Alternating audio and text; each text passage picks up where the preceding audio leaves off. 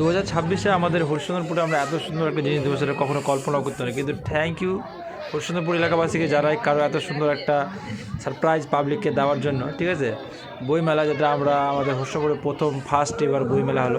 ঠিক আছে, ওরকম ব্যাক আমাদের ব্লগ ভিডিও। তো আমি আজকে চলেছি হরিশ্চন্দ্রপুর বইমেলাতে। ঠিক আছে, দেখো ভিতরে ঢুকতেই একটা আলাদা অনুভূতি মনে হচ্ছে, কারণ এত সুন্দর আর এত মানুষের ভিড় আমাদের এই বইমেলাতে। ঠিক আছে, আজকে গত জানুয়ারি 3 থেকে শুরু করে আজকে 6 তারিখ, আর আগামী 7 তারিখে একজন ভিআইপি গেস্ট আসতে চলেছে, যেটা আপনাদেরকে আমি দেখাবো। কিন্তু ভিতরে ঢুকে দেখো মানুষের পাবলিক। ছোট ছোট কবিতা পাঠ করার অনুমতি দেওয়া হয়। কোথায় এসছি ওটা? আমরা কোথায় এসছি? বইমেলা।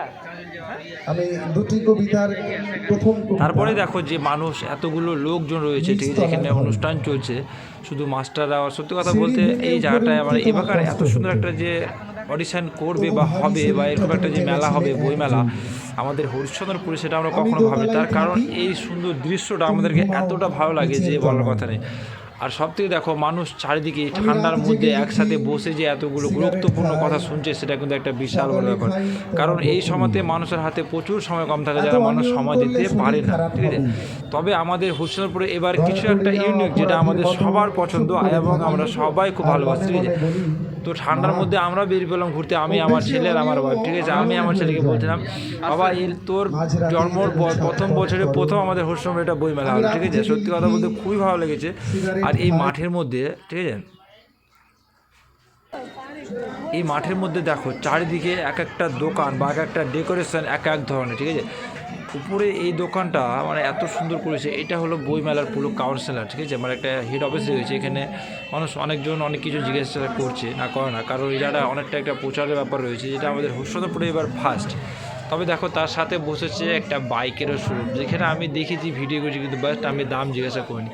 আস্তে আস্তে সামনের দিকে এগিয়ে যেতে যেতে যেতে দেখি অনেক ধরনের অনেক এক একটা মানে, ঠিক আছে, এক একটা প্যান্ডেলের মধ্যে এক একজন এক এক ধরনের মানে নিজের ট্যালেন্ট বা হয়তো নিজের অভিজ্ঞতা দেখাচ্ছে। এখানে ফটোগ্রাফির কিছু একটা দোকান রয়েছে, ফটো অ্যালবামের, যেখানে এই দাদাটা পুরো একটা এলসিডি নিয়ে এখানটা প্রচারে করেছে তাদের ব্যাপারে। ঠিক আছে, আর তার সাথে আমাদের আরেকজন রয়েছে চন্দনপুর, যাতে আমাদের হরিশ্চন্দ্রপুরে আমরা তার সাথে রয়েছে ভাস্কর। কিছু বলবেন?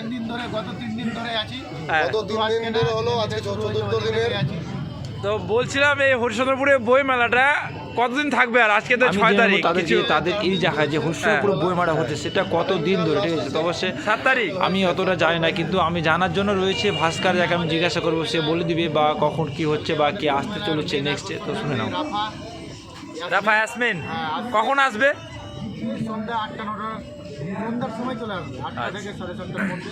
আর কেউ বিশা মানে কেউ স্পেশাল গেস্ট বলতে আর কেউ? গেস্টই রাফা ইয়াসমিন। অনেক অনেক ধন্যবাদ জানাই ভাস্কর দাকে কিছু গুরুত্বপূর্ণ কথা বলার জন্য। আর যারা যারা চাও দেখতে, ঠিক আছে, তারা অবশ্যই আগামী 7 তারিখে সবাই চলে এসে হরিশ্চন্দ্রপুর হাই স্কুল মাঠে।